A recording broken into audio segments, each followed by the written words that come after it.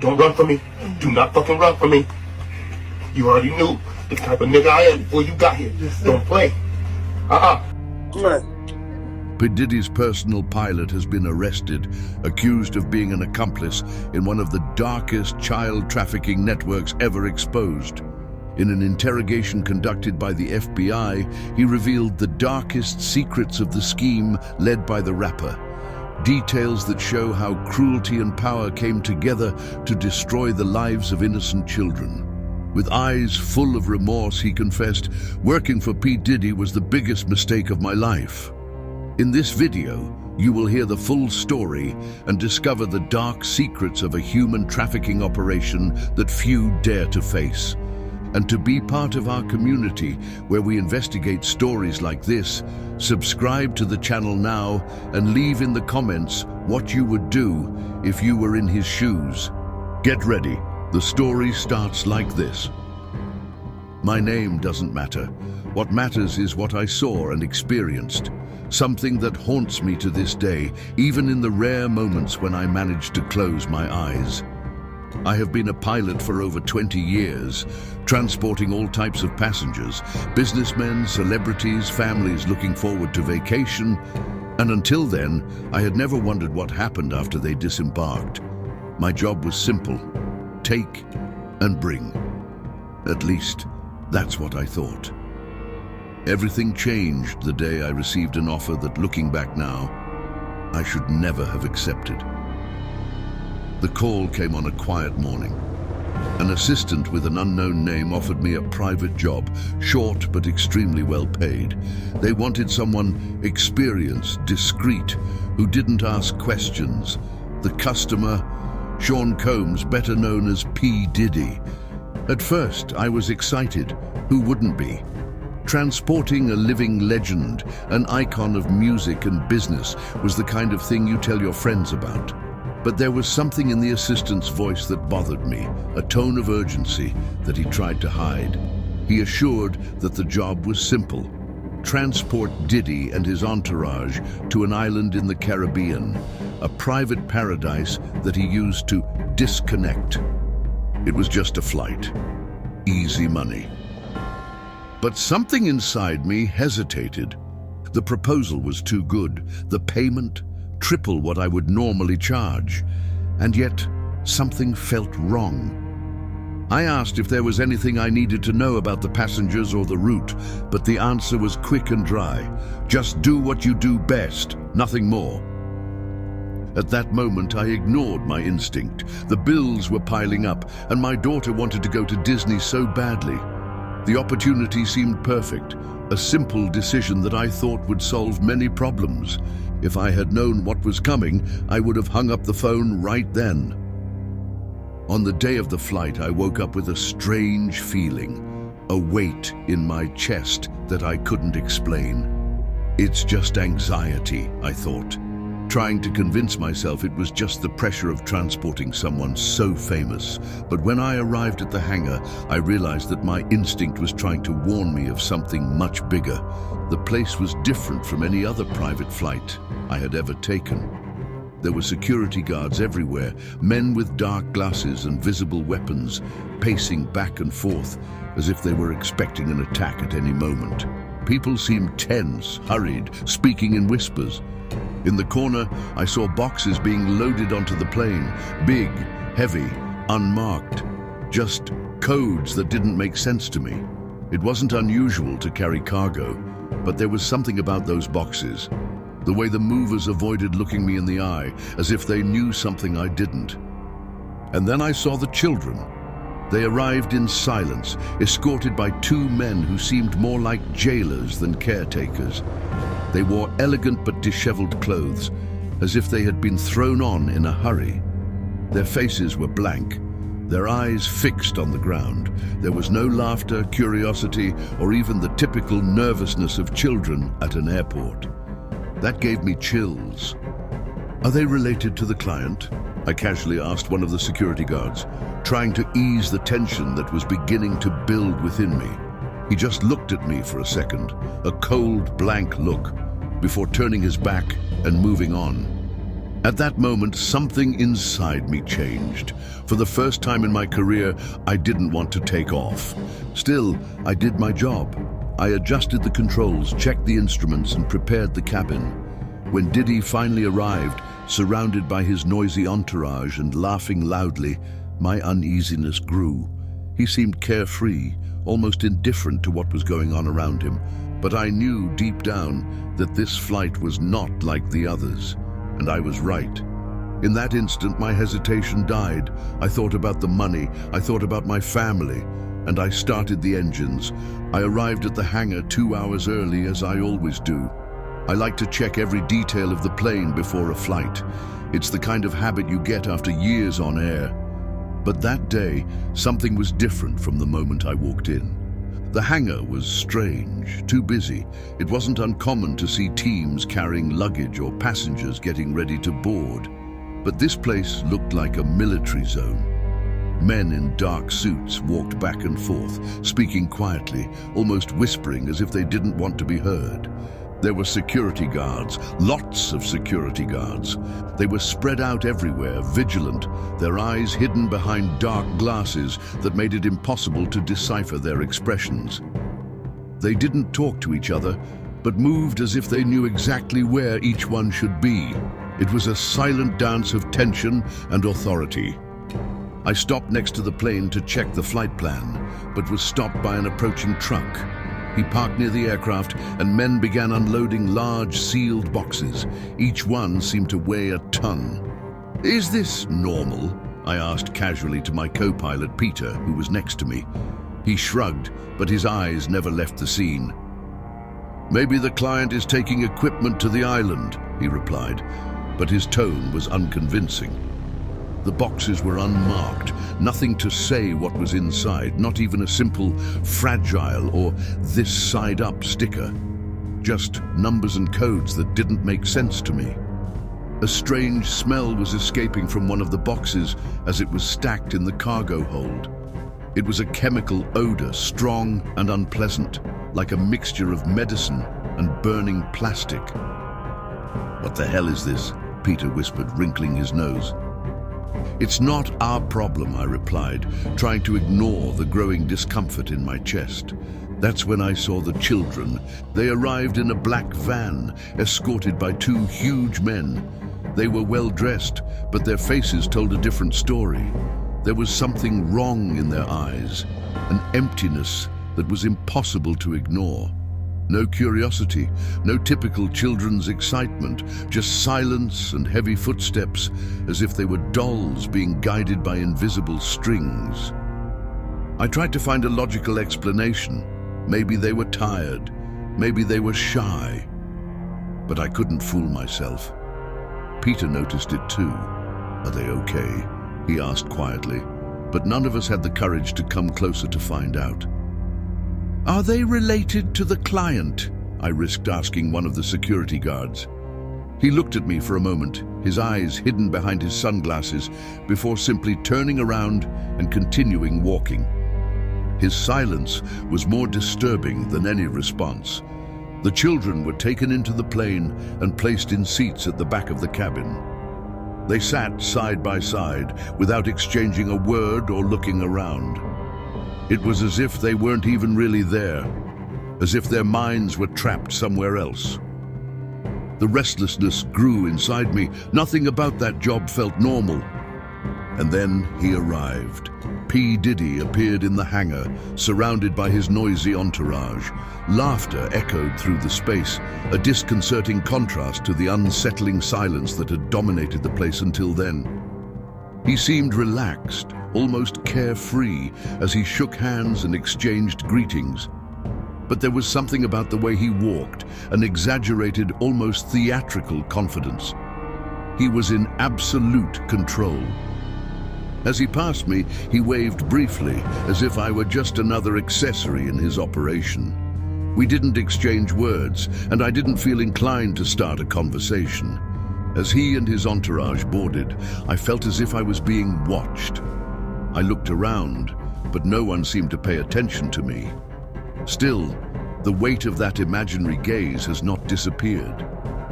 "Shall we take off?" Peter asked, breaking the silence beside me. "Come on," I replied, but my voice was strained. I knew something was wrong. Every fiber of my being screamed at me to refuse this job, to get out of there before it was too late. But I was just the pilot. My job was to fly. With the engines running and the passengers accommodated, I prepared to take off.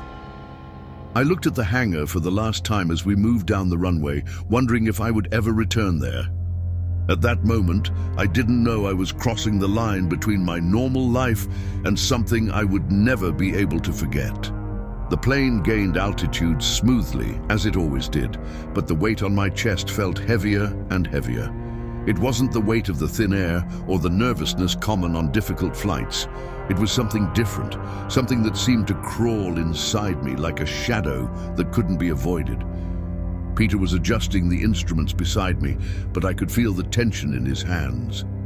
He didn't say anything, and neither did I. We were sharing the same doubt, the same feeling that there was something deeply wrong with that flight. At first, everything seemed normal. The monitors glowed calmly, the sound of the engines filled the cabin, and the sight of the blue sky outside should have been calming. But soon, the first peculiarities began to appear. From my seat, I could see part of the passenger cabin through the ajar door. Back there, the children sat in rows, motionless like statues. They didn't play, they didn't talk, they didn't even look out the window. They just stared into space with those empty eyes. Meanwhile, the adults seemed to be in a completely different world. Loud laughter and disjointed conversations broke out from time to time as if they were at a party. Diddy was in their midst, laughing, joking, casually handing out orders. That's when the smell started.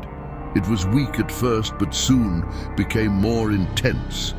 A chemical smell that seemed to be coming from the cargo in the compartment below. It wasn't just unpleasant.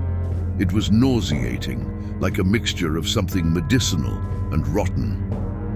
"Are you feeling this?" I asked Peter. "I don't know what it is, but it doesn't feel right," he replied, wrinkling his nose. I checked the plane's systems to ensure there were no leaks or technical problems. Everything was normal, but that smell persisted, and with it, my uneasiness only grew. Suddenly, I heard something that made me freeze, muffled laughter coming from the cabin. It was strange, broken laughter, as if people weren't really having fun but were acting out some kind of grotesque celebration. "Mike," Peter said softly, nudging me. He was looking at the half-open door. "Take a look at this." I leaned over to peek and saw one of the men holding a glass while saying something to the others. He seemed to be mocking someone, and the laughter around him grew louder. But it wasn't just laughter. Between them, I heard the sound of muffled sobs. I looked behind where the children were sitting, and one of them was shaking, trying not to cry. One of the adults leaned over her, murmuring something I couldn't hear, but which made the girl shrink even more in her seat. My heart started to beat faster. "This isn't normal," I muttered. Peter nodded in agreement. "I know, but what can we do? We are in the middle of nowhere." I wanted to get up, go to the cabin, and understand what was happening. But something stopped me. The fear. Not just for me, but for my family. For the possibility that by meddling, I could put everyone at risk. As I tried to concentrate on the controls, a fragmented conversation echoed through the cabin. I couldn't hear all the details, but I caught a few words that froze my blood. Delivery, payment, no one will know. With every minute, my anxiety increased. I felt like I was being watched. I didn't know by whom, but the feeling was palpable, like an invisible weight in the air. "Should we say something?" Peter asked, voice shaking.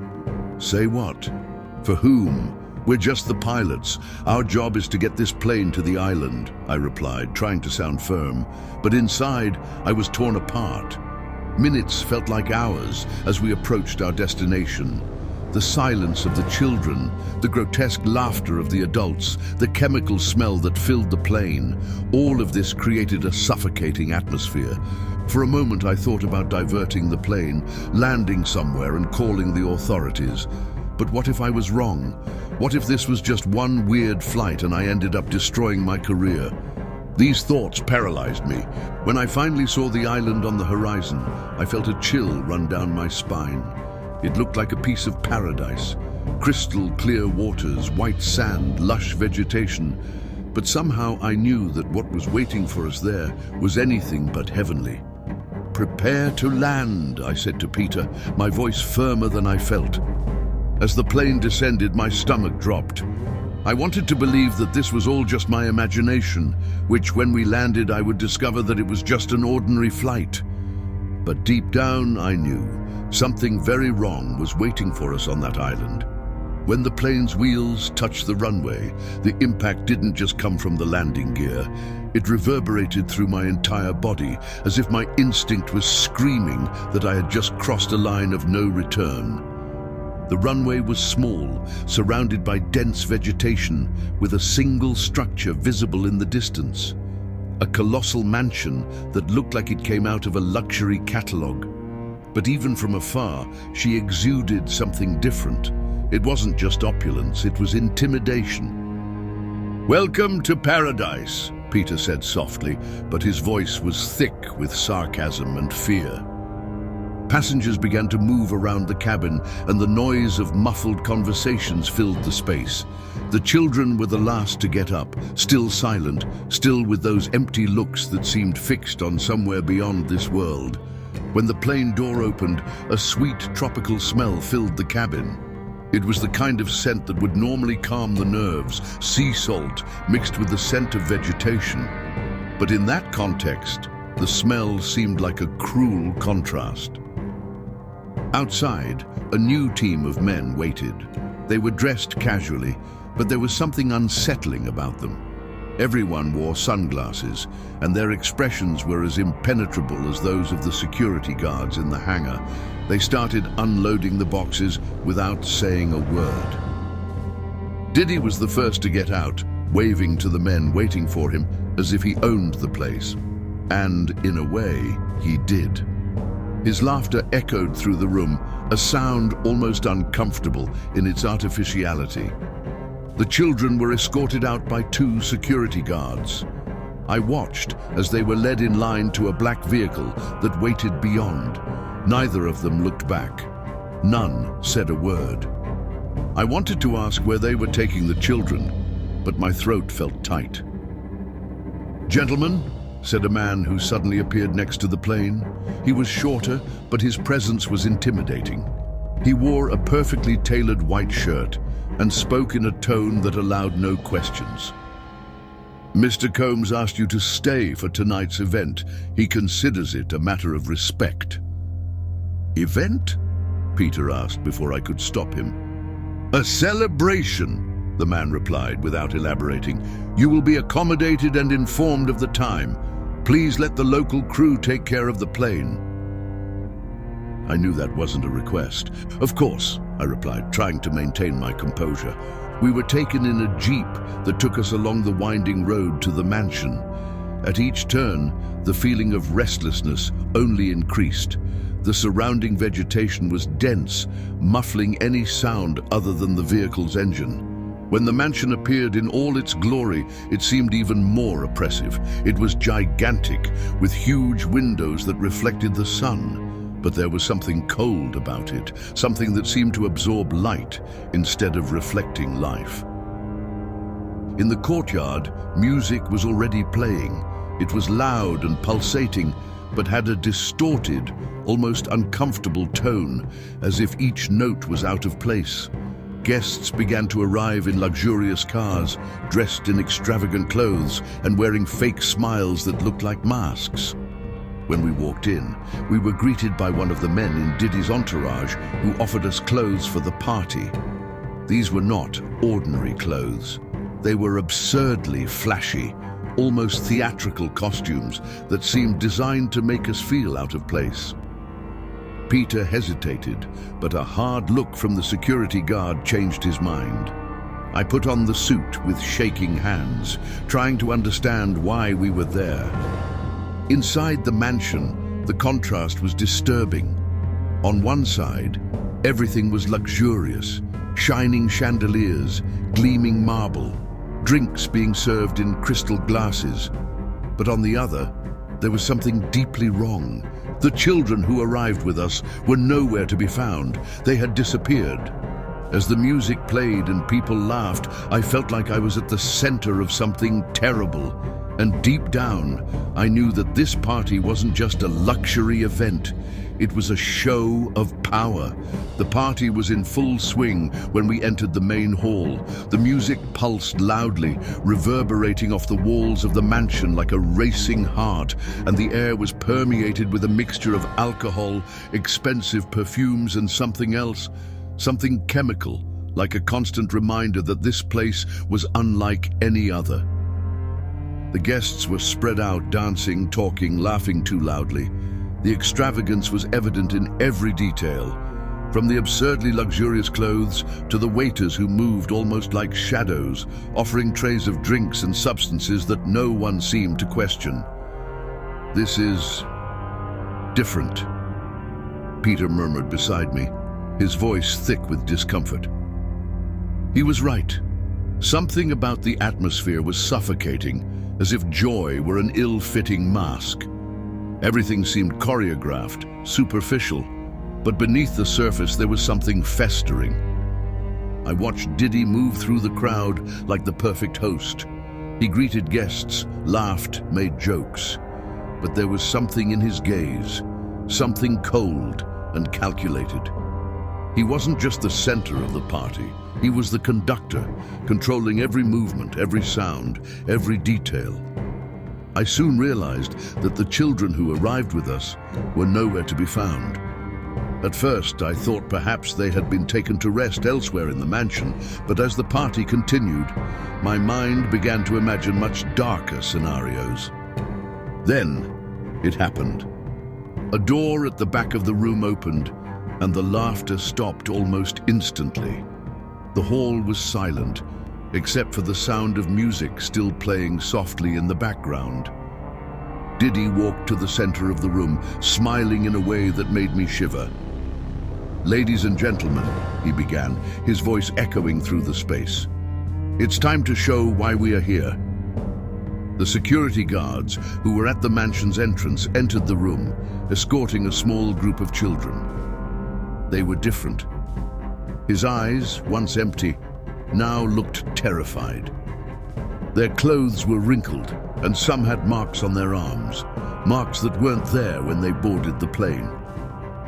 The silence in the room was overwhelming. I felt Peter shift next to me, his breathing ragged. "This is a nightmare," he whispered, but I couldn't respond. The children were placed in a line in the center of the room. The guests began to murmur, some approaching, others watching from a distance with appraising glances. I wanted to scream. I wanted to do something, but I was frozen. Diddy looked directly at me and Peter. For a second, I thought he was going to call us out, expose us in some way. But instead, he just smiled, an empty, cruel smile that said everything without saying anything. I don't know what exactly happened in the next few moments. My memories are jumbled, as if my brain has tried to erase the details to protect me. But I remember flashes, guests touching children, grotesque laughter, and the muffled screams that echoed through the room. I knew I couldn't stay there. "Peter," I whispered, pulling on his arm. "We need to leave." He nodded, his face pale as paper. Carefully, we moved towards the exit. No one seemed to notice us, and I was grateful for that. My heart was hammering in my chest. My mind was a mess of fear and guilt. When we arrived outside, we were intercepted by one of the security guards. He didn't say anything, just handed us a black suitcase. I knew what was inside. Money. The payment for our silence. "You are leaving tomorrow morning," he said, his voice cold and impersonal. "And you were never here." Back in our room, I opened the suitcase. It was more money than I had ever seen in my life, but holding it made me feel dirty. Peter sat silently on the bed, looking lost. "They'll never let us forget this, will they?" he asked. I knew he was right. Even if we left, we would never be free. The next morning, we took the plane back to the mainland. The silence between us during the flight was heavier than the plane itself. Neither of us spoke about what we saw. It didn't even need to. When I got home that night, my wife greeted me with a warm smile. My daughters played in the living room, laughing, their voices full of life. I should have felt relief, but I just felt empty. As I looked at them, images of the children on the plane came back to me. Your empty eyes, their terrified expressions. I knew that no matter how hard I tried, I would never forget what happened on that island.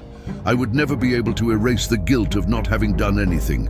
And the worst of all, I knew those people, Diddy and everyone else, would keep going because no one could stop them. I wasn't just an accomplice, I was a prisoner. Thus ends my story. I don't expect forgiveness or redemption. I just want someone to listen. Maybe if more people know what goes on in the shadows, something will change. But deep down, I know the truth. These monsters don't live in the shadows. They are the bright lights, the charming smiles, and in the end, they always win.